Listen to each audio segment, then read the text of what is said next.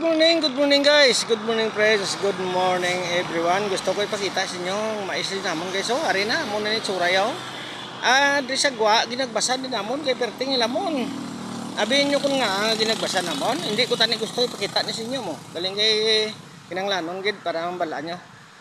Ang isa ka rason da nga ma-share ko sa inyo nga siningaga nga ang mais kun damo sang hilamon una ga kaon sa nutrients. Awat pa na sa aton mais tani ang nutrients po kay butongon sang ilamon. Ikaduha, kung hindi nyo ni pagagbasan siot may tendency nga birawon sang ilaga o lantawan nyo. Lantawan nyo. Hindi mo pati oh. Na, ara pa. Oh. Nung damo hindi kinanaan niya, hindi ni marisig nga kinanaan di sang ilaga. Oh, ara oh. Bata pa niya. Pero di kinanaan ilaga. Amo na nga gusto ko nga hagbasan.